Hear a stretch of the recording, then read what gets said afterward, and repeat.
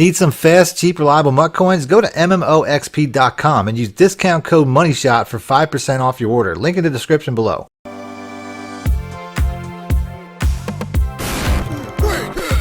Welcome back, YouTubers and Madden fans. This is MADDENMONEYSHOT. We got another gameplay today, including a scheme that I've been using quite a bit out of the Saints playbook. I'm going to get right into it. I don't really have a playbook plan for next week. This week has pretty much been all Saints. But if you have a book you want me to use next week, let me know in the comment section. But ultimately, the plays I'm going to use today are going to be out of the I form close. And the run play that this is really based off of is the halfback stretch. Now, I put this play out as well as some other run plays out of the Seattle playbook not too long ago. To run, it's really simple. I mean, I can just flip the play and run it like that. But if I motion snap this this receiver here, once he gets behind the tackle, you can just see how like an entire wave of blockers really just sets the tone for me. You can see I just on the very first play, I'm going to break off a very big run. If I had a faster running back, I'd probably gone. But Tariq Cohen's kind of lacking in speed right now. He's not really that fast. He's only like an 89 speed. But you can see the success. 44 yards off of the very first carry. And ultimately, to me, this is a passing formation anyway. And one of my favorite passing plays without a doubt is the drag wheel. Now, in the very first play, I actually picked the mesh, but when I saw he's going to cover 3, that's when I switch over to the drag under. This is, like I said, this is a very good cover 3 play. Essentially, the fullback, which in this video I don't really mess around with too much, but typically I would put Tariq Cohen at the fullback spot, and this would be just absolutely a killer play. But in this particular play, I left Okoye in there. He's fine. He's a good, he's a power back. He can get the job done, as you can see right there. I mean, cover 3, wide open underneath, get an easy 11 yards, 12 yards, what have you. And then I'm just going to go right back to another play. Like I said, this is one of my favorite formations. The PA boot flow is a very similar setup. I'm just going to motion out Okoye again, and then you're going to see it's going to have the same effect. Although in this play, I don't know if he hard flatted that or if he's running a cover 2 because it was pretty much locked up. So I'm going to go ahead, I'm a playmaker of the RB route and still the play, and then he's just behind it and I just get a touchdown. So like I said, I'm going to try to use this formation pretty much the entire game. He was using, it looks like a cover 3 lock there, which you'll see a little bit later in the video. On defense, I'm still using my OLB strike 2. This to me is one of the best base defenses in the game. Nothing really to do about it. You just, all I do is bring this guy down into the gap and, put my my edge defenders on a QB contain, and it's going to be a very good run defense. As you can see right here, it's also going to get great pressure as far as blitzes go. I keep pushing this defense. I don't know how many people are really running this defense, but to me, it's one of the best base defenses in the game. So here, I actually went ahead and pressed my corners. Because if I want to kick this run defense up a notch, the corners will play better outside if I press them. But I backed them off because if that receiver streaks, if I'm pressing and that receiver streaks, he can hit home run on me. So ultimately, I'm playing with a lead here. I don't want to make too many aggressive moves and give up a touchdown. I don't know what this guy is capable of yet. The game just started, but ultimately, I don't want to take too many chances. So there, he hits me with a screenplay. Man coverage is going to be a lot better against screenplay than cover 2. So I'm going to go ahead. I'm going to switch over to a man coverage. Nothing really to this play either. Also, just QB containing, spraying the defensive line, spraying the linebackers, and then bringing the running back, whoever's using the running back, down into the gap once again. And you can see this is also a very good run defense as well as a very good a pass defense. Like I said, I'll be in that quite a bit. So like I said, 3 through 5, you guys should know my channel for that by now. It's one of my favorite base defenses. It's gotten overtaken recently by that 3-4 cover 2 though, which I'm also in right here. So once again, 3rd and 9, he's going to run for it again. Not getting much. You know what I mean? Like I said, this is a great defense, pass or run. So on 3rd and 9, 4th and 8, I'm actually going to bring this in again.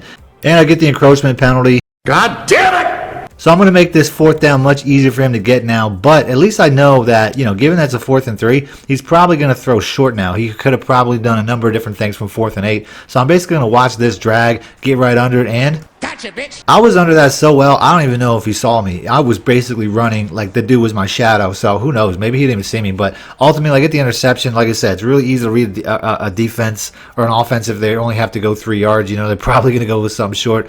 So very next play, here's one of the downsides of this stretch play. Right here, my fullback is basically just humping my left tackle. That can happen from time to time where he's basically just like rides. He just basically gets stuck on the blocker. So that's pretty much the only downside of that play. Sometimes he'll do that, and I'll pretty much have to go inside when I want to. Here I make a read. I mean, I thought that I had something where I could put the X route on an in route, but the user took it away. I thought that there was an opening there. It is what it is. So very next play, we're going to go to the mesh play out of the gun bunch. I put this out a long time ago, used it in my last gameplay. I'm going to set up the exact same way, even though he's not using a true cover 3. All I'm going to do is streak the RB route, motion out the running back, put him on a streak, and then I'm going to put my my X route on a slant to get myself a check down if it's not there. This is the setup, and it's going to work against pretty much any cover 3 in the game. break yourself, fool! So like I said, slightly different because he is using something called a cover 3 lock, which is a defense I've seen online quite a bit. I've actually experimented with myself. I don't know. I think it's a little bit better than regular cover 3, but you can see the traditional cover 3 plays still work. So very next play, I'm going to run through this receiver just to bump him off, take away his acceleration, and let my man coverage computer player catch up. That's a thing not enough people do. This next trick that I'm going to do on this next play, I've gotten so many interceptions. It's so easy. If somebody makes a mistake of coming out in an empty backfield against this formation, I'm going to get a pick maybe 50% of the time. All I'm going to do is bring this guy down to the gap, gets the edge defender off free, and then drop right through the middle. And pretty much 90% of the time, Gotcha, bitch. They're going to be throwing it right over the middle because it's the quickest route that they think is open. I've done that a million times in this game. It's probably the easiest way to get interceptions against users possible in this game. Like I said, it's basically a cheat code. So now I'm on 1st and goal from the 2. I decided to go with a toss play. I don't know why. The toss play is really bad. You're going to see me do that again later. I just want to mix it up, I guess. But it's a really trash play. I mean, the toss plays just get blown up. There's a few good toss plays, but not a lot. So I'm going to go with the mesh play. This is a really good play to get 4 yards. The drags are really good. The running back is pretty much just a decoy, but the B route's also a really good route from this distance. You're going to see it works out perfectly as he follows the drag. I hit the B route and he just drops it. What? What the fuck? I tell you, it wouldn't be Madden gameplay for me if it wasn't for some BS to strike. I don't know what that was. I've never seen anything like that. It just hit him. He didn't even try to catch it. So it is what it is. 2nd and 11. Like I said, going back to this 3-4 defense. This is one of my favorite bases. He almost gets it outside there. You know, we bust through. I'm going to go to my my pass defense on 3rd and 9, although he's pretty much been a runner 90% of the time. He's going to go ahead. He's going to run it here and get his pretty much his best play of the game. Ultimately, I feel like I'm making the right calls on defense, coming out in somewhat pass defenses, expecting him to start, becoming a passing player based off of the situation. He's down 2 scores.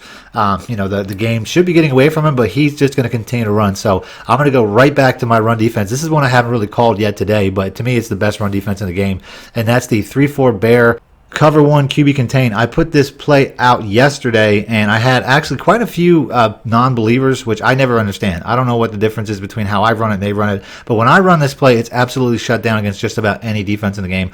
All I'm going to do is spread everything, spread my line, spread my linebackers, and you're going to see how it shuts down just about anything. There, I would have tackled him for about a 2-yard loss, but Barry just broke through it, which he's going to do quite a few times. On the very next play, he tries to hit me with a pass play, Gotcha, bitch. and I'm all over that. As I get the pick, we're going to go and reverse that. Like I said, if somebody's having trouble with this defense, it's most likely a lack of maybe usering, because you can see right here, I mean, I user this like crazy. I pretty much know exactly where the ball's going to go. I just diagnose the routes. You know what I mean? It's that simple. I know what beats this defense, so I know what the guard against without even thinking. I run this play so often. So you can see right there, we just shut that down. And I was all over that. So there's really only, 2 routes that are going to beat that. The one that I just jumped, the post route and a crossing route, and the crossing route wasn't there.